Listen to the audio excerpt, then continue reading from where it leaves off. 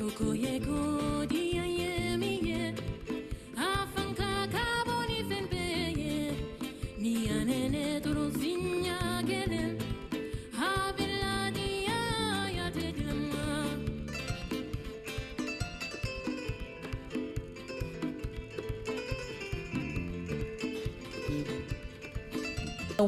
everyone to our first ever virtual refresher, and in this gathering we are bringing together Change the Game Academy cohorts since inception till today.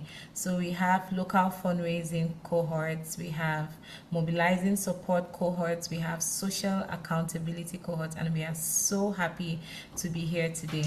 If you look at the theme of our meeting, we'll realize that it's a meeting because there is the first angle of it, which is a reunion, but there's also a learning aspect of it. So we encourage you all to enjoy the reconnections and grab as much learning because it promises to be a really impactful session. So to kick us off, I'm going to just share with you an agenda of what we are going to be doing here today, a rough idea of what a clear idea of what we are going to be doing here today. So we'll start with introductions. We'll start with introductions, and as I put in the chat, please introduce yourselves. Let us know especially the year in which you first were trained in the Change the Game Academy. Let us know what country you were in, what course that was for you. And then the next part of it, once we do the introductions, we'll go into an overview. We'll have welcome remarks from the head of the capacity development unit. I'm sure the most famous of all the Change the Game Academy trainers, Mr. Charles Van Dyke. So he would come and welcome us and just give us an overview of why we are here. We'll transition into an overview of the 3 flagship programs, because over the years these programs have been evolving and we now have 3. Some of you may not know that there are 3, but we'll realize that there are 3, and we'll talk about what exactly are comprises, what we should be paying attention to within those courses. Again, it's not just a training, it's a refresher. So we'll be giving high-level points on each of these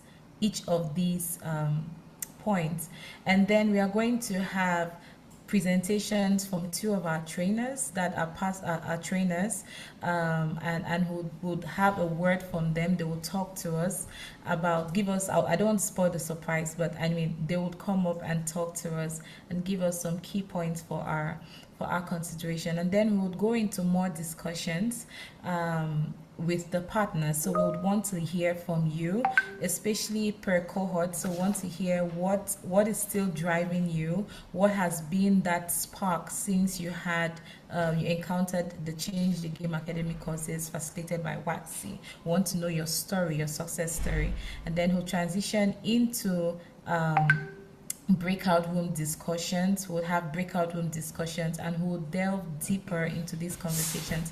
I'll encourage you all to really give your all to the breakout room discussions, because that is where the meat of our conversation really lies. And then we'll come back and have plenary. The most beautiful part of all this agenda is that it's going to happen within an hour 30 minutes. So we are going to be riding steadily, but it's really going to be impactful. At this point, I'm going to invite the head of the capacity development unit, as I had earlier alluded, the most famous of all the Change the Game Academy trainers. He's basically I think he's a double master trainer, and he has really walked the journey with each and every one of us. I'm going to be inviting Mr. Charles Van Dyke, who of course is a development practitioner. He's author and podcaster. I would add award-winning podcaster with an extensive experience in strengthening civil society, and his work is rooted in systems change thinking and locally led approaches. He also supports organizations through trainings, mentoring, coaching, peer learning, knowledge exchange, strategic guidance, which we have all participated or benefited from. And he works with formal groups, informal groups, institutional funders, different diverse agencies. He works on boards, serves on diverse boards, and encourages them to be stronger and more effective in advancing social justice, humanitarian priorities, and environmental causes. So, with a big round of virtual applause, can we welcome Charles to give us the opening remarks? Thank you so much for that, Melissa and colleagues. You're far too kind with the introduction. Thank you. So it's great to be here today with all the lovely, distinguished alumni, colleagues, partners, and fellow change makers. So just want to say that on behalf of WAXI, we welcome you to this special gathering of the Change the Game Academy alumni. Now, I was told I have to say a couple of things, so I'm going to say a couple of things.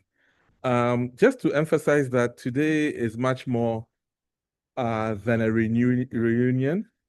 I believe that it's an opportunity to celebrate a shared journey that began 8 years ago. And some of us on this call were here when that journey began. I believe it's also an opportunity for us to reflect on how far we have come and to reconnect this very lovely growing community of social change leaders who are doing various things in various countries to shape development and to shape humanitarian work in those countries. Over the years, I can speak from somebody who has been working at WAXI. We've been very privileged to walk alongside so many of you, in fact, all of you, as we've seen how you've strengthened your organizations, you've expanded your networks, you've developed innovative approaches to resource mobilization and community engagement.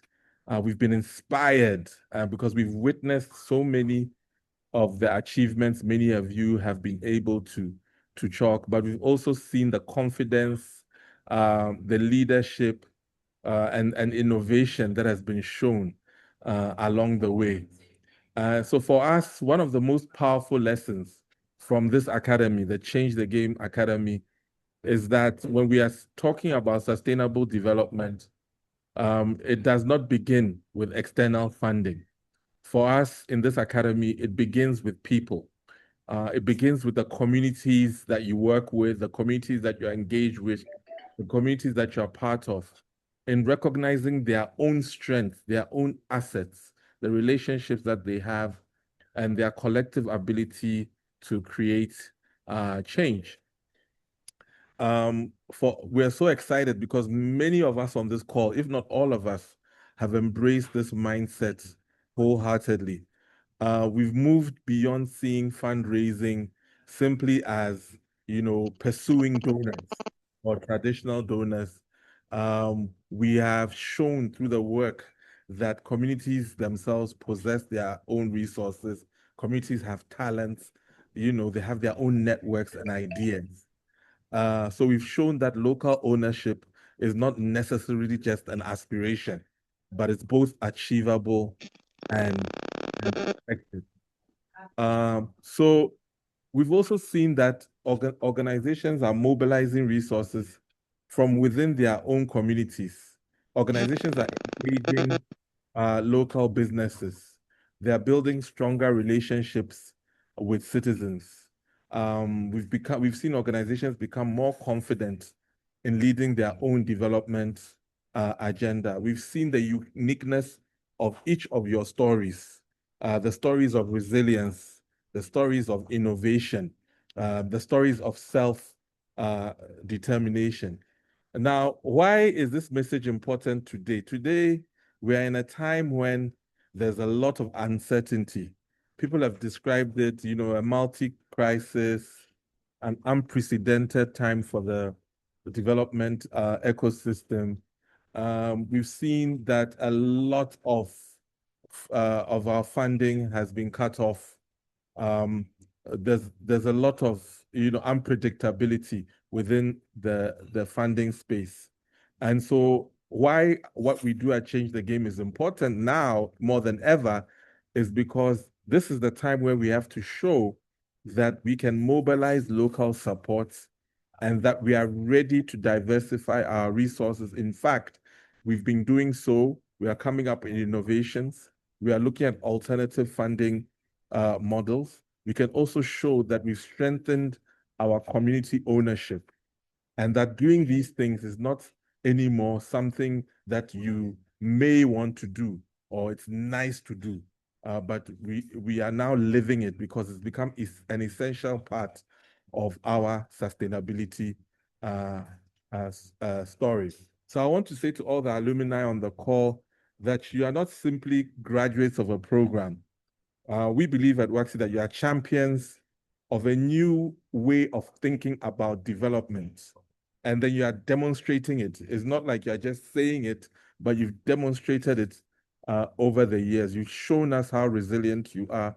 You've shown us that you are locally rooted and you are capable. So I would want to, on behalf of all my colleagues, encourage all of us to continue learning from one another. We should continue sharing our experiences. We should continue to support the ecosystem, up and coming change makers, because I believe that the true strength of this network lies not in each organization, not in individuals, but basically on what we can achieve collectively. So I want to say that as we are gathering here today to go through this session, let's be honest about our challenges. Let's be candid. Let's recommit ourselves to why we are in this space and to the work that we are doing. Let's think about the communities that we work with, and let's think about our role. So thank you so much for being part of this journey. We are so proud of what you have accomplished, and we look forward with great excitement to what lies ahead. Thank you so much. Over to you, Melissa. Thank you. Thank you so much, Charles. That was amazing. I think it was so heartwarming. I was just trying to write down just the key learning that you shared around commencing with the community and journeying with the community, and just highlighting the success story and just the invitation that you're giving us to communicate very, very, very, very honestly about what our experiences have been. At the Institute, we are very grateful and thank you so much for that. So we are going to just transition and just build on that very strong foundation by inviting one of us, Farouk Al Hassan. He is Programs Officer at the Capacity Development Unit.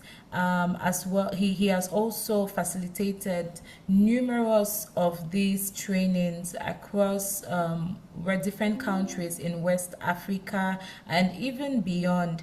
He's going to be giving us an overview of our three flagship programs. That is the mobilizing support, the local fundraising, and the social accountability training.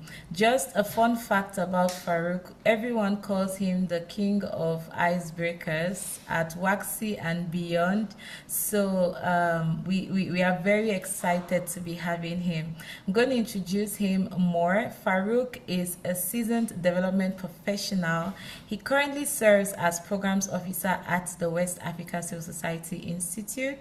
He is based in Accra, Ghana, and brings over 11 years of experience working with both profit and not-profit sectors across the entire Africa. And his specialized expertise is in capacity development, community engagement, and project implementation. Farouk's work focuses on strengthening civil society in sectors such as biodiversity, education, health, gender equality, ensuring that programs are both impactful and sustainable. With this much experience, ladies and gentlemen, we are definitely in safe hands. So I'm going to invite Farouk. Please take us away and talk to us about the flagship courses at Change the Game Academy. Thank you. Well, thanks so much, GC, and then this very overwhelming welcome message. And then good afternoon, fellow practitioners and fellow colleagues. Thank you so much for your time this afternoon for us to engage on this Change the Game Academy program. It is a privilege for me to walk us through some of the flagship program that we have under this program. Let me, with your permission, Melissa and Deborah, I would like to share my screen um, so that I will walk colleagues through it as I speak. So I think Charles just mentioned to us about the history about this particular program that we have. And it has been a journey, and Waxy is very privileged, to be associated with Wild Ganzen to see to it that we are able to implement these various courses. So we have, for the past years, implemented a series of activities, and Change the Game Academy is one of such program, that always come to mind when you hear civil society actors engage in developmental discussion. How do we ensure that whatever we are doing really respond to the community demand and have community at heart and in whatever they are also looking forward to implement. So that is the response that Change the Game Academy is bringing. And WAXI is the rep or the representative organization in Ghana. And we all know that this academy is bringing a lot of organization. Currently, if I'm not mistaken, I think about 20 and plus countries are part of the academy, and Ghana is privileged, to have the West Africa Civil Society Institute being represented, to champion this conversation on development. So I must say that Change the Game Academy exists, as a key organization or as a key partner to strengthening CSOs and community group to become more sustainable, accountable, and locally rooted. And this has been their mandate, or this has been the academy mantra to ensure that whatever we are doing, whatever initiative that we have as CSOs or as community members, we become more sustainable, we become accountable, and we are also locally rooted. We do not want initiatives that are just brought to us without our involvement as community members, as CSOs. So that is what the program is looking at, and I believe all of us here can confirm that definitely it has been the discussion since its inception. So, since we are to talk about the three flagship courses, we have what we call the local fundraising. Sometimes we talk our local fundraising, and in another way, sometimes we talk our resource mobilization. We all know that resources are definitely the important factor that we need to help us implement our various initiatives.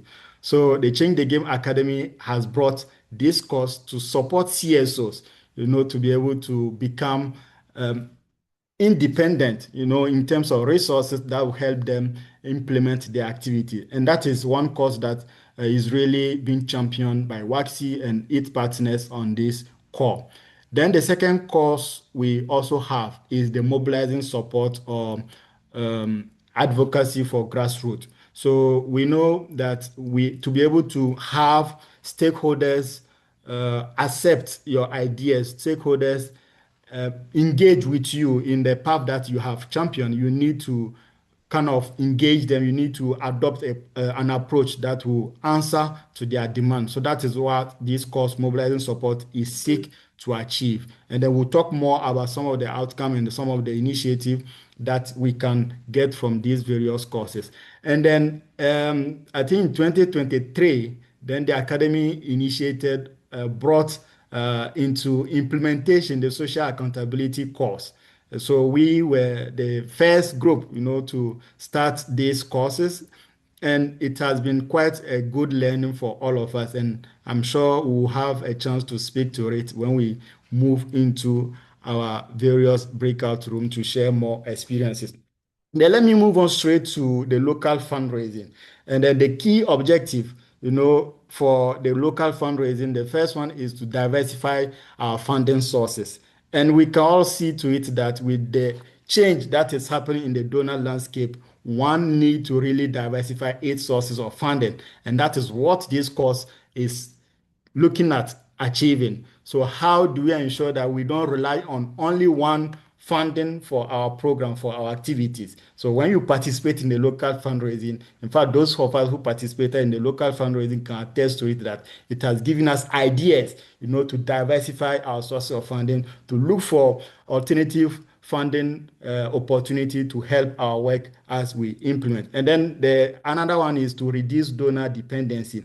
Once you have enough resources from left and right, you can boast your chest and say, if US aid is taking off, or as we experienced a year ago when the US aid decided to take their support to CSOs in the southern part of in fact, in the entire world, we noticed that some organizations who were relying on that source of funding really face a great challenge. So once we are able to really adopt these local fundraising training and approaches, we are able to reduce our donor dependency and to help us to position our organization on a sustainable path to continue to serve our constituents. The other one is it helps us to develop fundraising strategies. And we know there are different ways of engaging partners. There are different ways of keeping partnership. So the course has really been helpful. And I know we'll talk about it in our breakout room.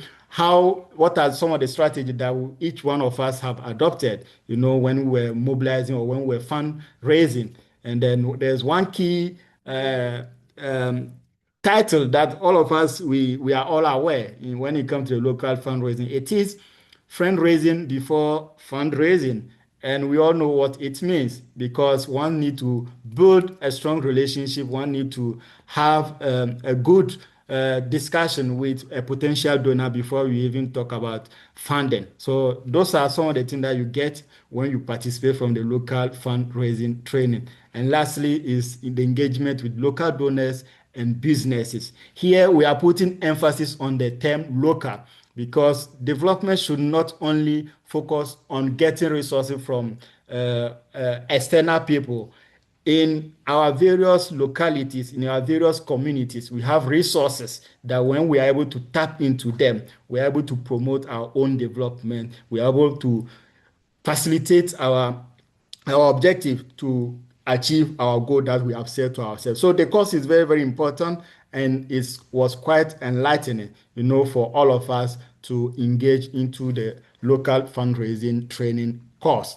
So as key outcome, when you participate in this training, and I believe all of us on this call can confirm, maybe we have different level of achievement. Definitely, we have seen some increase in financial sustainability. We have seen some stronger donor relationship between our organization and our partner, and then we have also seen some improved fundraising planning and implementation. So those are the key outcomes that one need to see at the end of its participation from the local fundraising training or resource mobilization. Then let me move straight to the second course, which is mobilizing support.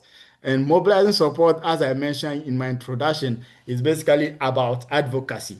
Advocacy with the grassroots, advocacy with our stakeholders, advocacy with our partners. In fact, advocacy with our enemies. I don't know if I should call them enemies, those who support our allies and those who do not support our work. And then in this ecosystem of not enemies, in fact, our rivalry, maybe we'll define some of the term, but we need to know who our allies and who our opponent and how do we work together. Then this course helps us to really understand how we build this citizen engagement, how we build a strong community ownership and then how we also improve on our advocacy and communication skill, as well as creating a support network for our work. So mobilizing support course is that course that helps CSO, to be able to identify their stakeholders and work with them from A to Z. And then I believe all of us who have participated in this course can confirm to this, as we may have seen some increase in public participation in our work, because sometimes we do not engage stakeholders before bringing initiative.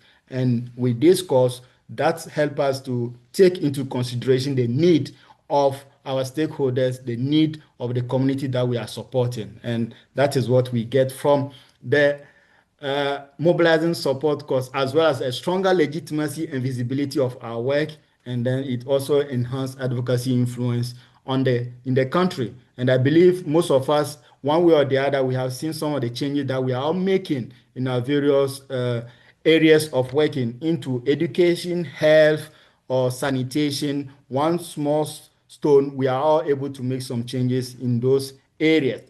Then let me move on straight to the third course, which is the social accountability. Social accountability is one of the newest course that has been introduced.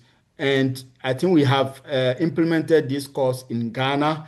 We are here to implement it outside Ghana, but it has been very, very well accepted by our stakeholders, because it helps citizens to monitor some of the public service that the public authority are supposed to deliver to the community. It also helps us to see some evidence-based advocacy, because the course helps us to hold duty bearers accountable to what they have agreed to deliver to the community. Then it brings some government responsiveness. By holding them accountable, they know that then they have to be responsive into their own dream, or into their own obligation that they have signed with their stakeholders. So especially for places where we have district assembly, where we have municipal assembly, and we all know that each of these institutions come with a plan. They all have an annual plan that they need to follow and implement.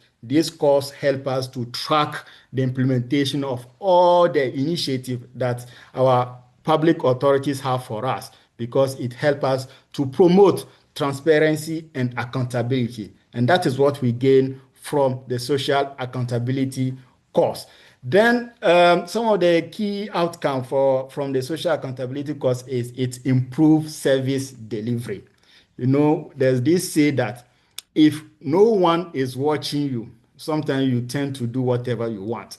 But with the social accountability course, community members have the power to watch the action that the authority, their public leaders are taking. And when they know that some people are watching and some people are also tracking them, then they intend to deliver very quality service for the community. So you will see a lot of stronger citizen state engagement. Now the state does not just come and implement its own initiative. It does it together with community. It does it with the citizen, because the state knows that community will be tracking their performance, and sometimes they could even use it to decide if they should still vote for them, they should kick them out of power. Because if we don't see development in our community, we have the right to decide who to give our power to.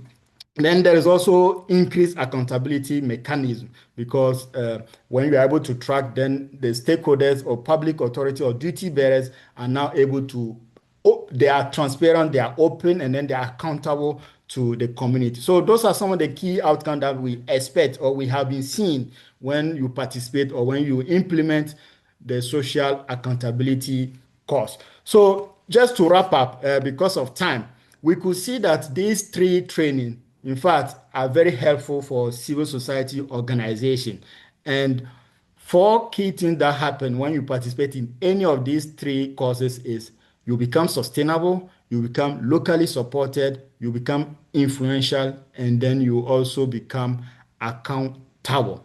So if you have not participated in any course, which I'm really doubting, because all of us here are alumni of the Change the Game Academy, but maybe we have some of our colleagues who have never participated in any of these courses. We want to let you know that they are available, and the West Africa Civil Society team is more than happy, to support you and your team members to go through any of these courses. In fact, we have an online link. Maybe Melissa will still share it again for all of us. Those who want to also take the course online virtually, we have various content on the these three courses that you can look out for. I think through the www.changethegameacademy.com, and you can take the course if you have never had an in-person one. The Waxy is also available. We are open, and feel free to get in touch with any one of us, Melissa, myself, Charles, and all my colleagues here present, and they will be more than happy to see how we can collaborate with your organization to implement any of these three courses. I'm not open for question and answers now because I know we have time for breakout session, and when we get there, we'll have time to discuss each of the courses in our various rooms, and then we can share some challenges and some of the success that we have been able to make. Thank you so much, and over to you, Melissa. Thank you so much, Farouk, for that overview. It was a Herculean task that we asked you to deliver all this information in such a short time, but we are very grateful that you're able to deliver that. And I know there are questions, I know there are one or two contributions that want to come up, and then cohort members are probably saying that was my course that was mentioned and all that. But we would have a chance for the different cohorts to speak about their experience and ask those questions. So just hold on to that as we continue with our beautiful, blissful journey. I've dropped the link in the chat, changethegameacademy.org.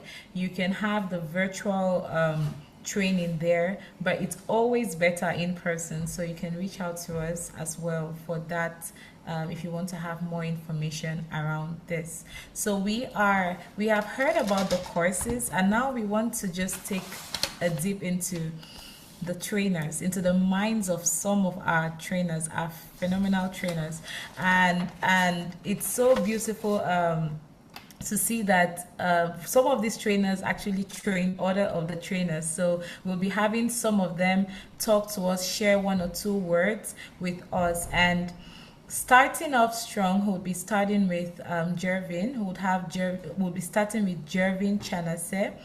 And Jervin is an amazing facilitator. He is a master trainer. He's also a double master trainer, and he was part of the main team that worked on the social accountability course that we have right now, together with Charles and a few other colleagues at the Change the Game Academy.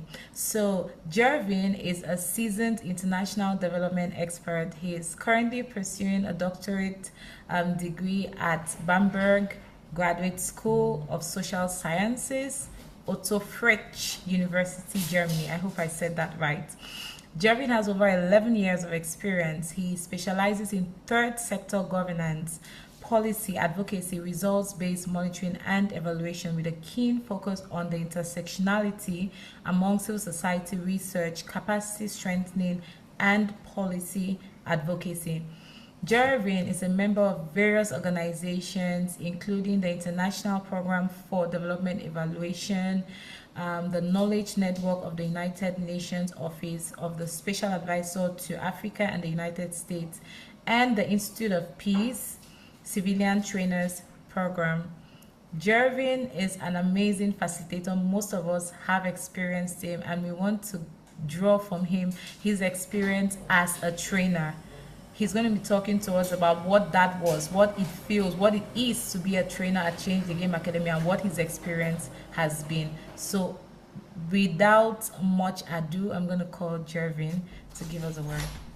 Okay. Hi, Melissa. Hi, everybody. Thank you very much. It's really an honor to join you on this special occasion.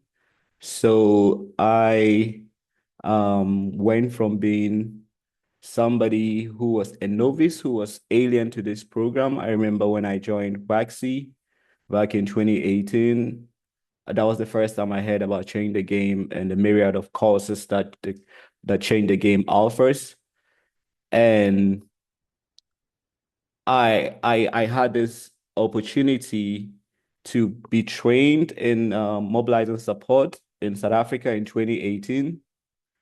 And when I came back, it took a while before I started training. And actually, what really happened was that there were a number of trainers who were already training MS in Waxy, and it happened that one of them or two of them were not available. So Waxy, and I remember at that time it was Charles, who has always been a great mentor to me. He gave me the opportunity, myself and Leanne, who will probably be speaking later on, to train. And I want to say one thing that was clear was that um, at that time it was the first time of training, and I wasn't really, very sure what I was going to do. But one thing that really helped me was the fact that I channeled my prior experiences. I think that everyone here was born with a gift to scatter what I call the seeds of knowledge. So for me, I first this anything that I did, the first thing I did that was remotely close to teaching or training was when I was a pupil teacher at the age of 2017. So when this opportunity came, I had to channel that prior experience that I had, and it really helped me very well. The second important thing that helped me as a trainer was the fact that you have to have what I call that intrinsic motivation and passion to train to bring about change. So even though we are all called or we are all given that talent to teach people or to train people in one way or the other, you have to harness it. You have to kindle that spirit of, you have to show that you are really passionate about training. Because one thing I realized when I'm usually training is that there's a difference between people who are passionate about what they are doing and people who are just doing it for the sake of doing it. And you being participants and I being a participant one time, we can always tell the difference. And I think that that's one other important thing that I wanted to stress. The third important thing that I want to stress is the issue of having very good mentorship. So you can have the talent, the gift for training, you can have the passion for training, but you need that institutional space. You need people who would give you that opportunity to train. And one thing I really admire Waxy for is that they give opportunities for young people to train. And it's my hope that other organizations that are currently here would also learn or adapt that system, because young people are always afraid to train. But when you have the right people who see your talents and are willing to give you that platform, I think it's a beautiful thing. And so for me, my progress on my journey in Waxy is in part due to the fact that I had a cadre of people around me that were willing to invest in my talents, in my skill as a trainer. And Charles is one of them. Leanne is here. And of course, there are other stuff at Waxy. They gave me these opportunities and it really helped me. So for those of us that are here, that are in senior management, I think the exhortation here is that let's give other people that chance, that opportunity to train. And we shouldn't always be so much about the perfection or the quality of the training, but we should look at how we can constructively help and nurture and assist these people to grow and become trainers. And I can say confidently that I went from being a novice, somebody who's never had any relationship with the Change the Game programs, to being one of the few people that can train in social accountability, that can train in mobilizing support, and that can train in local fundraising. And I must highlight the fact that um, for local fundraising and social accountability, these were trainings that I never attended a formal training for. But then because of the opportunity that Waxy, in the person of Charles and Leanne, and a few others gave me, I was able to train.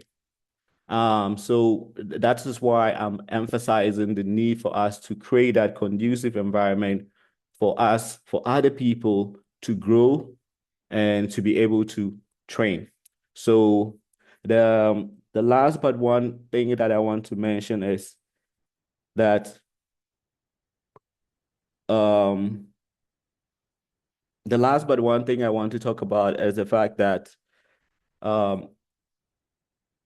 we are in very interesting times, and I think Charles and Farouk mentioned the fact that when you look at the current global ecosystem, times are changing, and we are seeing that funding is dwindling. We're seeing that support that we used to receive from our donors is decreasing, and a whole lot of issues. So for me, I think this is a wake-up call for us to embrace local fundraising, to also increasingly demand accountability from our authorities for the resources that have been given to them to deliver public goods, and for us to continue to engage in policy advocacy that can bring about a conducive climate for civil society to thrive.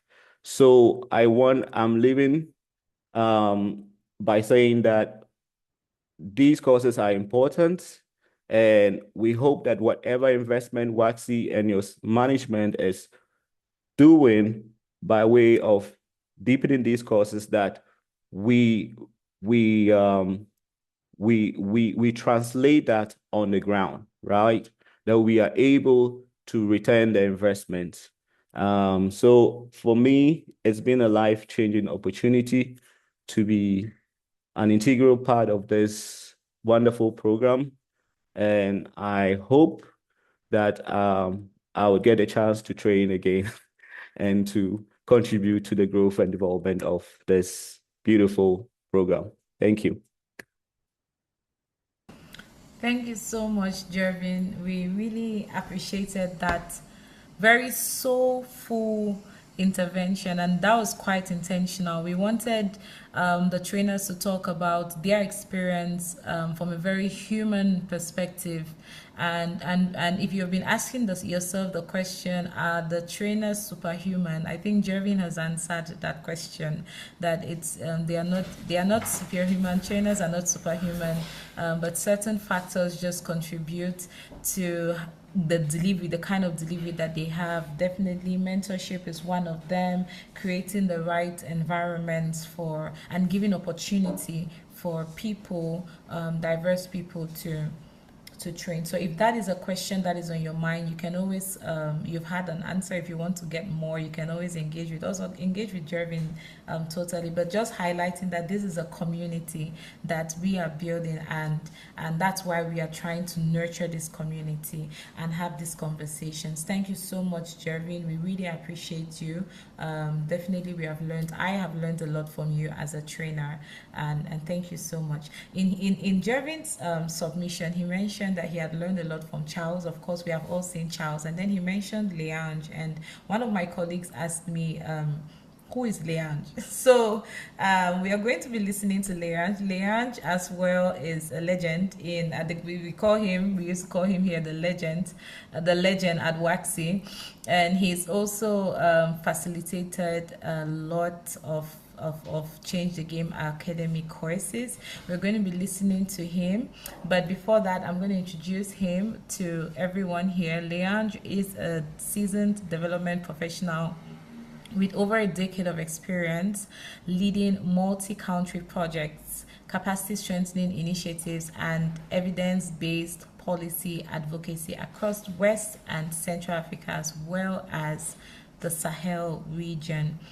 His work centers on empowering civil society, facilitating regional policy dialogue, and supporting inclusive participatory approaches to governance, peace, and inclusive development. Leange currently serves as the coordinator at Wings, and prior to joining Wings, he worked with the Luxembourg Development Agency. He's worked with TechSoup, the International Republic Institute, the One Family Foundation, and the West Africa Civil Society Institute, among others. He has extensive experience providing strategic support, including capacity strengthening and grant making to leading civil society organizations and networks across Africa. Leange is currently based in Bamako, Mali. So, Leange, we're going to give you the floor, and then you're going to tell us, share your experience and what your perspectives are around the current scope, the current landscape that we are having, and what we should really pay attention to.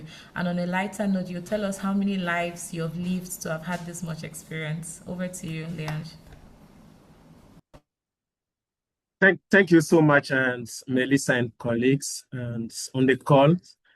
It's always difficult speaking and after my predecessors, Charles, Farouk, David, and go. But I mean, and let me try not to be repeating what have been said. And I mean, in terms of experience and what I've kept from that experience facilitating, there are two major things that kind of, I would say, stands out for me, that I always keep it from this experience of facilitating the Change the Game academic programs, especially the mobilizing support that I was facilitating mainly. And I left when social accountability was introduced, but I did also work on that initiative. I mean, the guidebook that led to the content of the training. So I'm also much familiar about what is it about it and the objective and all that. And the first thing is a shift of mindset. I think that was something that even me as a trainer, I need also that shift of mindset. And that is the first thing that we need to get it right. And for those who are benefiting from these trainings and who really want to make change, shift of mindset from service delivery to mobilizing support. And I think that is very important. And I mean, it's over the years, even working in different functions and with different organization and contexts, what I've also come to realize, also take into consideration the current context of development we are having, is that civil society alone will not solve the challenges that we are seeing in the development sector. We need multi-stakeholders partnerships. And what do we mean by multi-stakeholder partnerships? It means working with government, working with private sector. And these are the best practice for us to respond to issues. So we need, and that shift of mindset from service delivery to mobilizing support help us to also engage those actors beyond also, the community members who are also very critical, but they also engage those key actors also and in the society that we need to work with to achieve our common goals, which is improving the life of people and the community that we work within.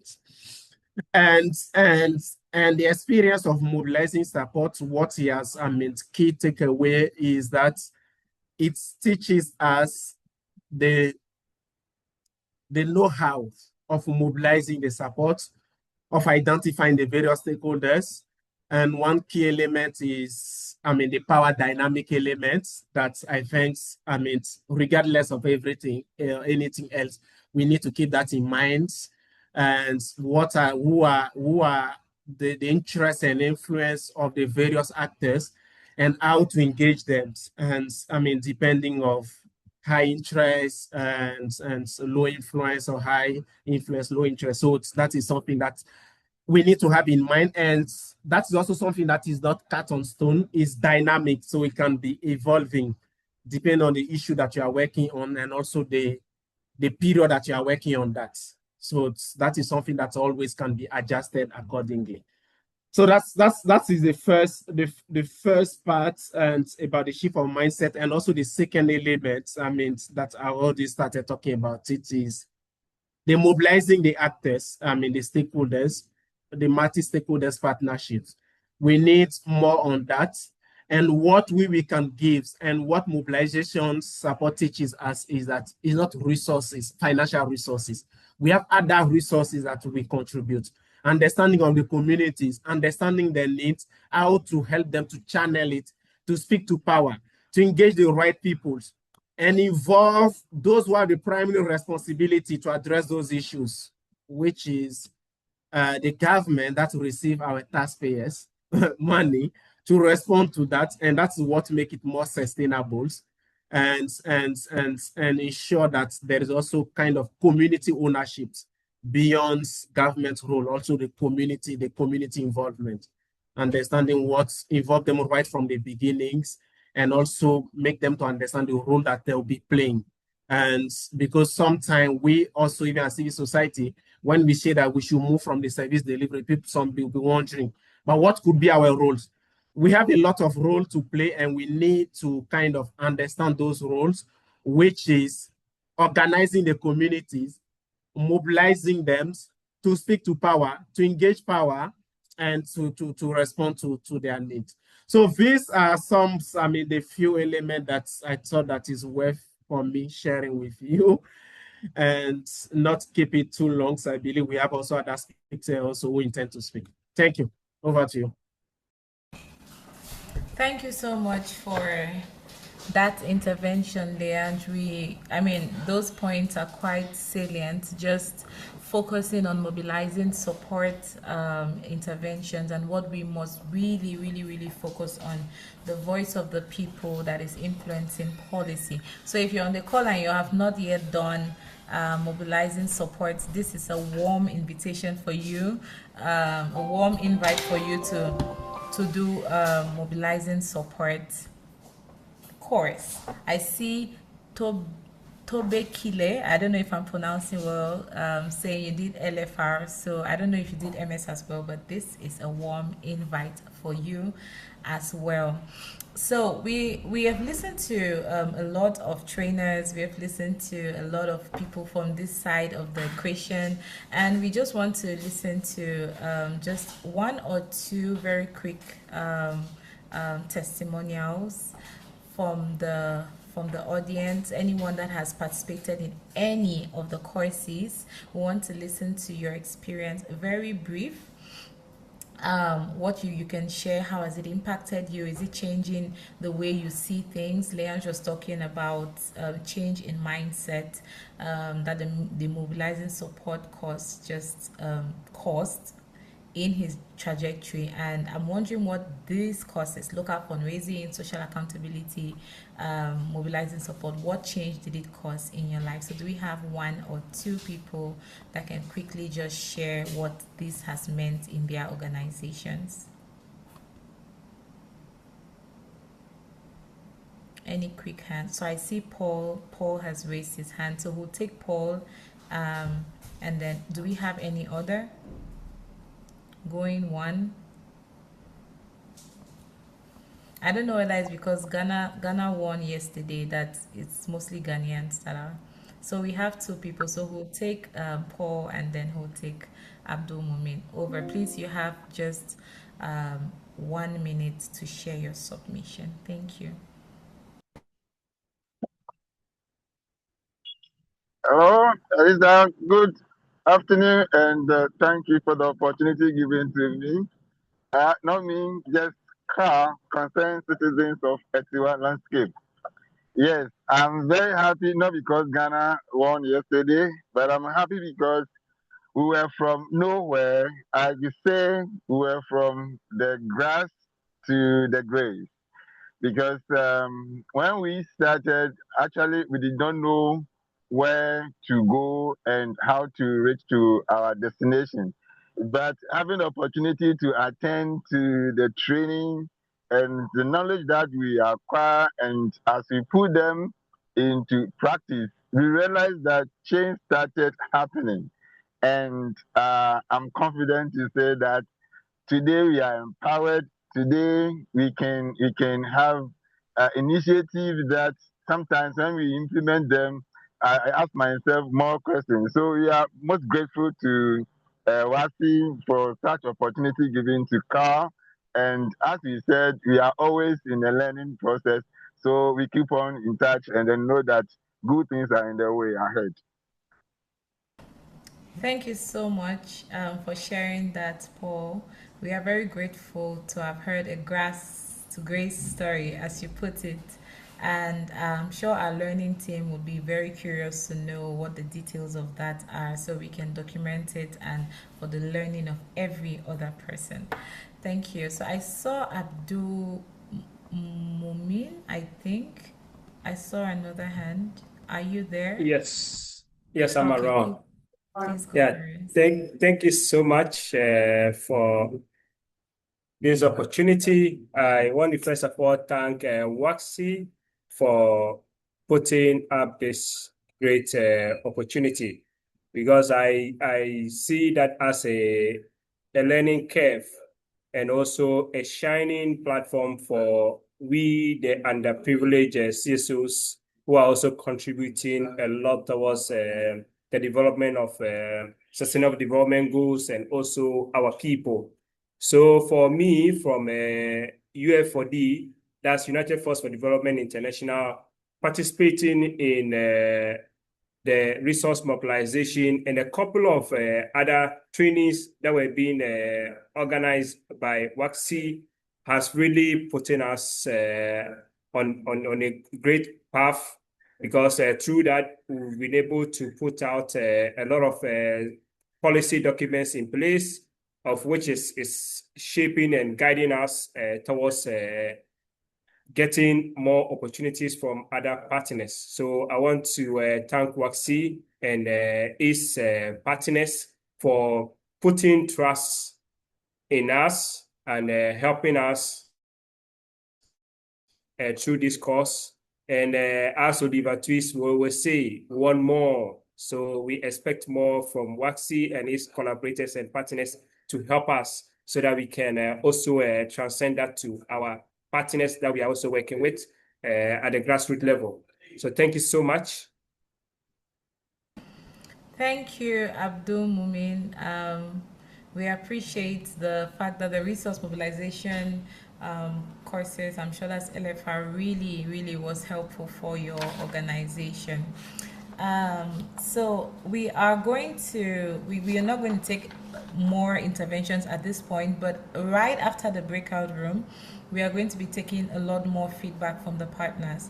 Now, colleagues, we know that generally when there is breakout room session, that's when we just slip away, but this one is going to be really interesting. This is the meat of the engagement. So we are intriguing that just join the different breakout rooms, have the different conversations that should be had. We have just 15 minutes to have those conversations, and it's an opportunity for you to reflect on how you've been using the course and learn from other people.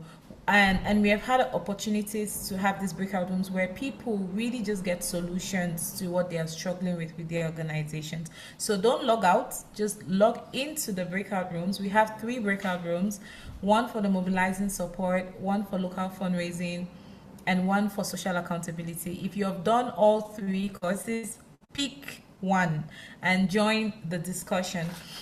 So we are going to be sharing the questions in there, but I'm just going to read what you're going to be discussing in the different groups. The mobilizing support cohort, you're going to be discussing how do we maintain momentum when advocacy work faces political resistance or public fatigue. You're also going to be discussing what does meaningful civil society participation in advocacy actually look like in practice. That sounds really interesting. The next one is social accountability, where you'll be discussing what tools or approaches have worked best for holding duty bearers accountable in your context. And you're going to be discussing how do we build trust, how to build trust, which is a fundamental issue between communities and governments and institutions when relationships have broken down. And with the local fundraising, we'll be discussing what is a mindset shift organizations need to make to take local fundraising seriously. Which local fundraising channels have shown the most promise and which have been more challenging? Those are interesting topics. I want to be in all of them. I just have to choose one. So I'm going to invite you all to just join one of the breakout rooms. My colleagues are going to open up the rooms right away. Just much and welcome back to plenary. I hate to have to be the one to pull you all back in, but we need to continue and get to the finish line. But I'm happy you're not. I'm happy that you wanted to be in the breakout rooms longer. It means that you enjoyed your sessions, your time in the breakout rooms. We are just going to continue this and just call on the different reps from the local fundraising, mobilizing support, and social accountability groups to give us brief 2-minute summaries of what was happening in the breakout rooms, because I really want to know. I was going around and I was like, I want to be here, I want to be here, I want to be here. So we're going to start with the group that was presented last, the local fundraising group, and invite the rapporteur from that group to tell us what was being discussed there so that we can benefit from that conversation. Over. Local fundraising. Yes, thank you so much, Melissa. So I was with the local fundraising group, and for our group, we'll have the Bekile presenting for us. So Bekile, if you're ready, please take over. Yes, I'm ready. Yeah, they had to start with us. Okay, no problem. So in our group, we had 2 questions, right? Which number 1 was, what is the mindset shift that organization need to make local fundraising serious? Or sorry, am I missing the question? So What is what the is the mindset shift shift? Yes. organizations need to make local fundraising, to take local fundraising Serious. seriously? Yes. Okay. Yes. I thought I wrote it wrong. So, the first one was we need to be very optimistic, right? And understand the fact that raising funds, there's a lot of ways of raising funds. It doesn't need to be monetary. There's a lot of ways, like you mobilize your support from your community, and understand that the impact that you have also lies within your community. What is it? The lot of support that you're going to get is from your community at all times. So we need to shy away from the mindset of thinking that when you talk about fundraising, you're only talking about money, because that's exactly what people get whenever you're speaking of local fundraising. The minute you just speak of fundraising, they think of money, they think of gifts and all of those things and donations. So the other one was collaboration, which makes a lot of sense when it comes to organizational growth as well, and the peer learning as well. So collaboration will be very important when it comes to understanding what the next person is doing and how best can I be able to integrate that within my organization and grow from that. The other one was events that we normally hold. People need to understand that their visibility makes more sense and can sell them better, other than just being there and thinking that people are going to be attracted to your organization and all that. So when you are more visible, it makes much more sense to whoever or the stakeholders that are there to support you. Should I go to the next question? Okay. So which local fundraising channels have shown more promise and which ones have challenges? This one was more fun for me. I have to say, my group, it was very fun for me. Like, I was so excited with all the points. So the challenges that we have was proposal writing, right? Because when it comes to proposal, like I said, it's all about paper. People can only see your papers black and white. They're not really engaging with you as a person or engaging with you as an organization. And that makes it more challenging because now they have to be reading on papers. There's no reviews, there's no personality within that organization. It's just all in paper. And then what works is the events. Events are more promising because now when you are when you are in events, you are able to see your stakeholders, you are able to see your potential funders, you are able to see potential collaborations as well, because you'll never know who's doing what within your community, and you'll never know who has done it before. Not unless you have those events and you are able to be visible within your community as well. And then the other one is the usage of local resources. On this one, I was taken a lot because I've realized that especially within my country, we have a lot of local resources, but within the organizations that we've trained so far, I've seen that a lot of them aren't using those local resources, and that is the reason why they are struggling to get the correct help and the necessary help that they need to make sure that their organizations are growing and to make sure that they give the correct impact to the community as well. And then the challenging one will be the contributions from the government.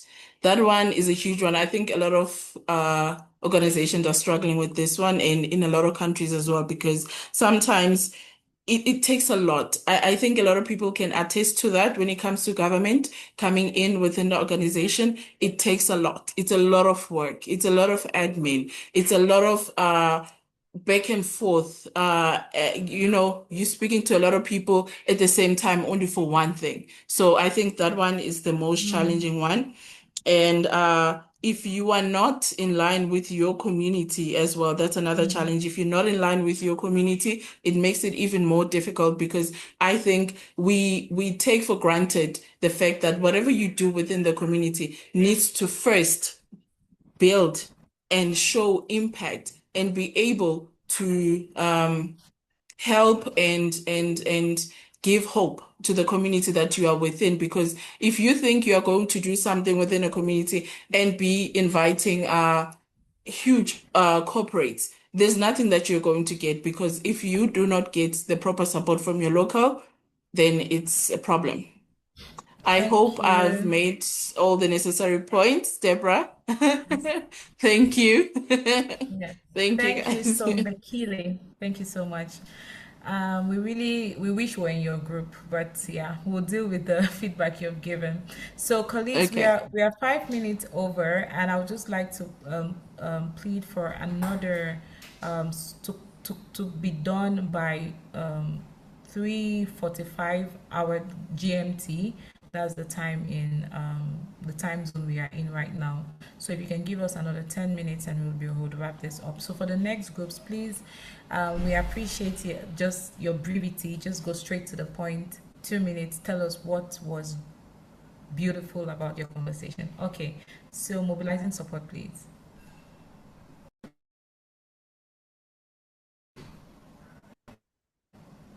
Mobilizing support group. Hello, Hello, everyone. Okay, please go hello, ahead. hello, Yes, Andrew, we can hear you. hello. My name is Andrew. So can I have the first question? So the first Um, question was on how we maintain momentum when we have or when we face poli- pushback from political figures or uh, the public. political pressure. Yes. So in the group, some of the issues that came up and suggestions that came up includes that we need to make sure that the community that we are serving is involved in the action from day one up to the implementation. That's one of the suggestions, that so that once they are involved in the whole action from the beginning till the end, then they'll be able to speak and defend any pressure that is coming from the external forces, especially our politicians. The other issue is also that we need to make sure that the communities own the action. Because sometimes you work in a volatile political situation, and then in such a situation, it's better for you to stay at the back and then push the communities to take the lead to do the action. Also, I think the third point that came up, the suggestion is also that we need to build credibility as organizations within the environments where we work. Because when you are credible, then people believe, people trust you. So whatever you go out there to do, you will not have any, resistance. Yeah, Andrew, The I'm going to number, ask you to move to the next question, just yes, in the interest of time. the next question talks about how civil society uh, advocacy means to us as civil society. And we're saying that we should look at civil, advocacy as a joint action. And as a joint action, we should see it as a voice for the voiceless. We should see it as a results-oriented, voice for the people who are affected. It should be about collaboration, but not individualism. That is how the civil society advocacy should look like. That is how advocacy should mean to us. It should not be an individual organization's work, but it should be the work for all the people or all the stakeholders involved. Thank you. Thank you so Over. much to the mobilizing support team. We really do appreciate your feedback. I really loved the intervention, especially the first question, very helpful. So we'll move to social accountability. Quickly, please give us the main points. Thank you. All right. Thank you, Melissa. So in our group, we have the first question is, what tools or approaches has worked best for holding duty barriers accountable in your context?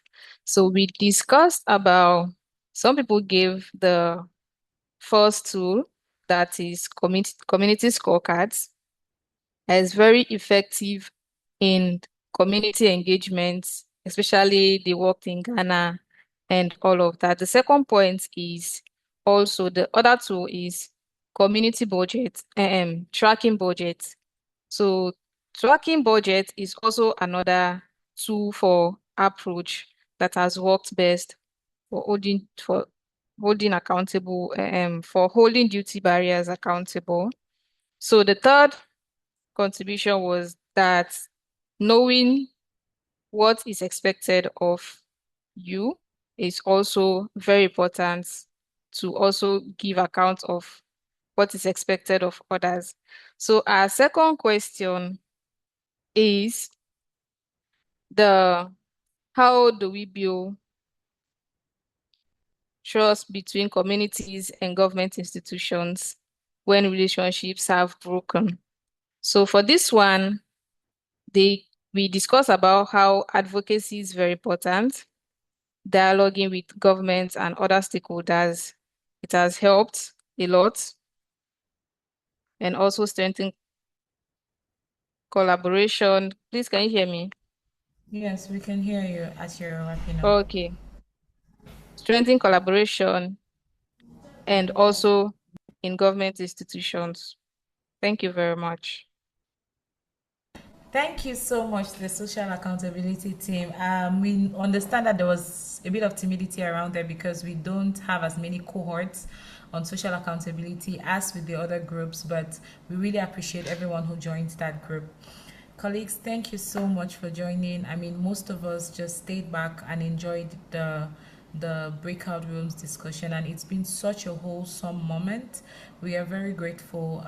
Just as means of information, we are really going to be having more of these engagements because we want to nurture the Change the Game Academy community. So regardless of the cohorts, we are trying to bring this together. So we are going to have more of these as master classes and all that. So you can just, whenever you see it, ensure to join and encourage your colleagues to join.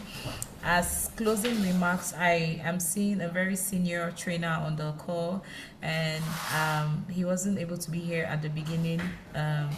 Jim Chik Fomunjong, who is the head of the knowledge management unit at WAXI. I would like to invite him to give us closing remarks on our engagement today. Thank you very, very much, Melissa and all colleagues. It has really been a rewarding time for me following this session, and it's been great to see all the wonderful trainers and colleagues who were on. The reflections, that were shared from the breakout groups were quite revealing. And, one thing that kept, sparking on my mind is how worthwhile such feedback can be in terms of enriching the content of the program moving forward. And I really am happy about the fact that, this is an initiative that is not the last. It is just the beginning, and it really shows promise. Thanks to everyone that made it, despite our respectively busy schedules. And we look forward to more of such. But most importantly, in the respective WhatsApp groups that we are a part of, let us engage there. Let us raise the questions. Let us share what we would like to see happening within this global change the game community that WAXI is championing. Thank you very much, Melissa, and all the colleagues at WAXI, and most importantly, all our partners and collaborators who have been with us in this maiden session. Merci et au revoir. Thank you so much, Jim. Thank you for giving us the closing remarks. We definitely missed you during the conversations, but we are happy that you could give us these closing remarks. Colleagues, thank you so much, from Charles to Farouk to Jervin, Leange, everyone, every facilitator in the breakout rooms. We want to say a big thank you to everyone who made the time, all our partners who made the time to join us. As Jim said, we are very grateful to the technical team. We appreciate you. This recording will be available, and we will share with you using the email addresses that you used to register. Also, please take the feedback using the link in the chat. We've put it there, so please take the feedback. It will help us do better next time. Thank you, and have a wonderful evening.